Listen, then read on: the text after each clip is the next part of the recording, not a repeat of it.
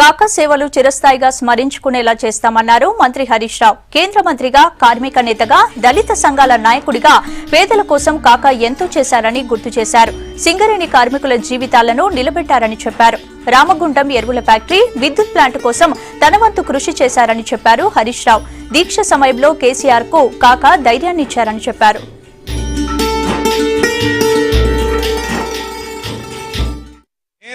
బతికుండగా తెలంగాణ రాష్ట్రం ఏర్పడాలి, నేను ఆ రోజు నుంచి కొట్లాడినటువంటి ఒక ఆకాంక్ష కాకా గారిలో ఎంతో మనం చూసాం. ముఖ్యంగా పేద వర్గాల కోసం, సింగరేణి కార్మికుల కోసం, రామగుండం పారిశ్రామిక ప్రాంత అభివృద్ధి కోసం, ఇవాళ వచ్చినటువంటి సింగరేణి థర్మల్ పవర్ ప్లాంట్ కోసం అనేక సందర్భాల్లో ఆ రోజుల్లో సింగరేణి మునిగిపోతుంటే కార్మిక మంత్రిగా ఆ రోజు వారు ఏదైతే కేంద్ర ప్రభుత్వం నుంచి గ్రాంట్ ఇచ్చిండ్రో ఇవాళ సింగరేణి ఇంత గొప్పగా నిలబడ్డదంటే ఆ రోజు కాకా గారు చేసినటువంటి కృషిని ఈ సింగరేణి కార్మికులు ఎవరు కూడా మర్చిపోరని చెప్పి కూడా నేను సందర్భంగా మనం చేస్తాను. అలాంటి ఒక గొప్ప నాయకుడు మన మధ్య లేకపోవచ్చు, కానీ వారి సేవలు, వారి మంచితనం, వారి రాష్ట్ర ఏర్పాటు కోసం చేసినటువంటి కృషి తెలంగాణ ప్రజల గుండెల్లో చిరకాలం శాశ్వతంగా ఉంటాయని చెప్పి కూడా మనవి చేస్తూ, మన ముఖ్యమంత్రి గారికి కూడా కాకా గారంటే చాలా గౌరవం కేసీఆర్ గారికి. ఇలా విగ్రహం గురించి వివేకన్న, మా వినోదన్న కాంగ్రెస్ పార్టీలో ఉన్న ఆ రోజుల్లో చర్చ లేదు అసలు. ఒక్క మాట నాకు తెలిసి మా వినోదన్న, వివేకన్న కూడా ఖచ్చితంగా ఇది అవుద్దని అడిగారో లేదో నాకు డౌటు. కానీ ముఖ్యమంత్రి గారు గుండెల్లో పెట్టుకొని, హక్కును పెట్టుకొని వారే ముందుండి ఎస్ మనం ట్యాంక్ బండ్ మీద పెడదాం కాకా గారిదని చెప్పి ఆ రోజు ప్రొయాక్టివ్గా ముఖ్యమంత్రి గారు ముందుకు వచ్చింది. తప్పకుండా ఇంకా రాబోయే రోజుల్లో కాకా గారిని చిరస్థాయిగా నిలబెట్టే విధంగా గౌరవ ముఖ్యమంత్రి కేసీఆర్ గారు తప్పకుండా నిర్ణయం తీసుకుంటారు. దానికి మేమందరం కూడా.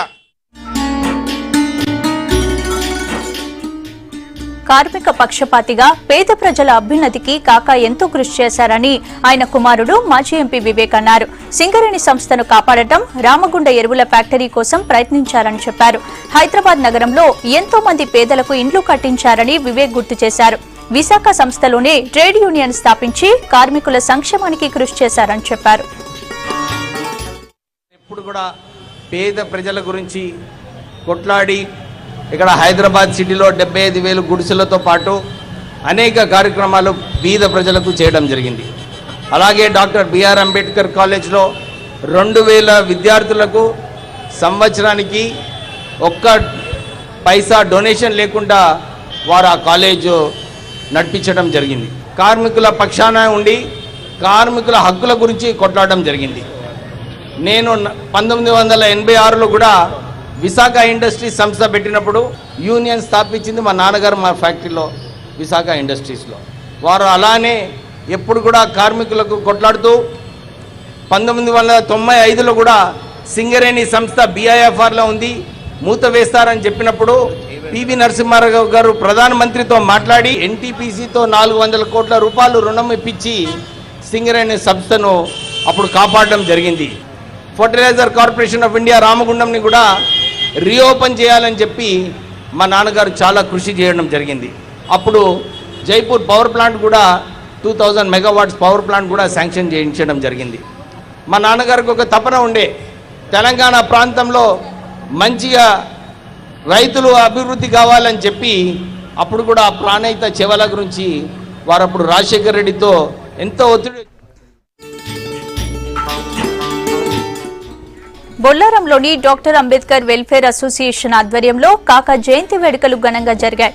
మరోవైపు కాకా జయంతి సందర్భంగా బొల్లారంలోని తారక్ హైస్కూల్లో పేద మరియు అనాథ విద్యార్థులకు పుస్తకాలు, దుప్పట్లు పంపిణీ చేశారు.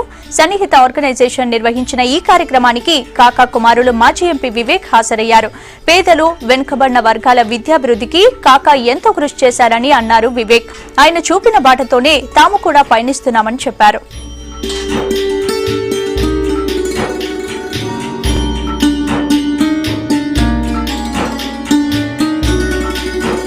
సందర్భంన అంబేద్కర్ అసోసియేషను, సన్నిహిత చారిటబుల్ ఆర్గనైజేషన్ వీళ్ళిద్దరు కూడా హోమ్లెస్ చిల్డ్రను, పేరెంట్లెస్ చిల్డ్రను, తల్లిదండ్రులు లేని వారి పిల్లలందరినీ కూడా వారందరికీ కూడా ఒక విద్య నేర్పుతూ వాళ్ళకొక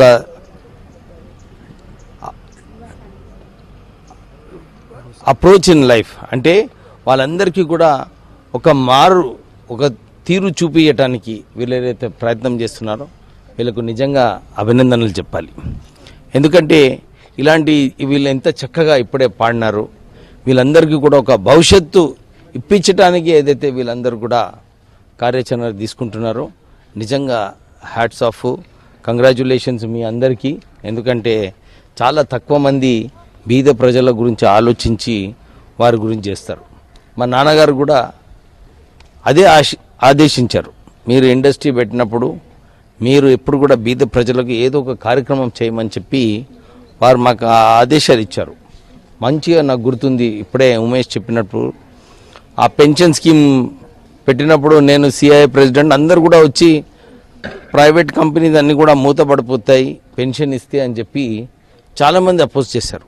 కానీ మా నాన్నగారు ఒక పట్టుదలతోని లేదు బీద ప్రజలకు ఉపయోగపడే స్కీమ్ ఇది ఏది ఏమైనా కానీ నేను ఇది ఇంప్లిమెంట్ చేస్తానని చెప్పి వారు ఇంప్లిమెంట్ చేయడం జరిగింది.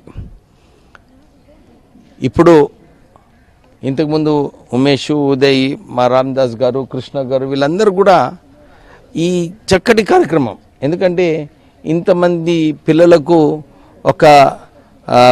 ఒక కల్చర్ బిల్డ్ చేసి వీళ్ళకు ఒక దారి చూపించి వీరు ఫ్యూచర్లో వీరు మంచి సిటిజన్స్ కావాలని చెప్పి ఏదైతే తపన ఉందో చాలా గ్రేట్ విషయం అన్నమాట.